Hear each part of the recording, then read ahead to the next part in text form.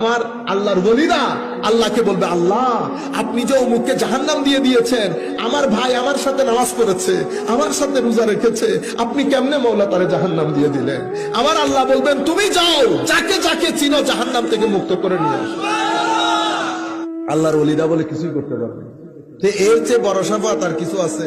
আমার আল্লাহ বলতেছেন, তুমি যাও, যাকে চিনো ওখান থেকে নিয়ে আসো। সেই জন্য আল্লাহর ওলিদের দরবারে একদিন গেলে হবে? চিনবে? সব সময় যাইতে হবে, তাইলে পরিচয় থাকবে। তাইলে কি থাকবে? পরিচয় থাকবে। হঠাৎ করে গেলেন, তারপরে আর কোনো খোঁজ খবর নাই, তখন তো পরিচয় দিতে হবে। এখন আর পরিচয় দিতে হবে না। এভাবে এরপরে কিয়ামতের ময়দানে আমার আল্লাহ আল্লাহর ওলিদের জন্য আলাদা প্যান্ডেল তৈরি করবে। আমাদের প্যান্ডেল একটা, ওলিদের প্যান্ডেল আলাদা।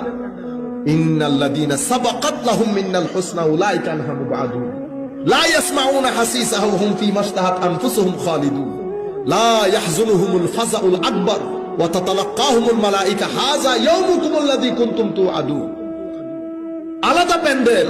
সেই প্যান্ডেলের মধ্যে ফেরেশতারা দাঁড়িয়ে সমস্ত লোকদেরকে অভিবাদন জানাচ্ছে, আসেন, আজকে আপনার দিন, এই দিনের ওয়াদা আল্লাহ আপনাদেরকে দিয়েছেন। ও কিয়ামত মানে খালি মুসিবত না, কিয়ামতের মধ্যে নাজারা দুইটা। একটা হচ্ছে আল্লাহর ওলি নবী সিদ্দিকিনদের শান। বলা হয় না কোন নবীরও ইয়ানফসি ইয়ানফসি করবে, ইয়ানফসি সব ইয়ানফসি কি এক?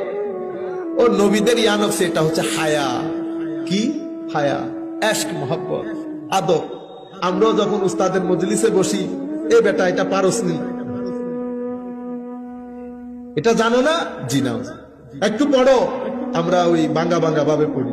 এখন আপনি যদি বাইরে এসে বলেন, কই উনি তো বেশি বেশি করেন, তো উনি তো জানেন না, উনি তো উস্তাদের সামনে পড়তেও পারে না। ও বেটা, উস্তাদের তুম, তারপরে দেখবি পড়তে পারে কি পারে না। উস্তাদের সামনে পড়া আর বাইরে পড়া গিয়ে, আমি এই যে হাত তার নাড়ে কথা বলতেছি, এখানে যদি আমাদের কোনো উস্তাদ থাকতো, জবানে লফজ বেরোতো। এটা নিয়ম।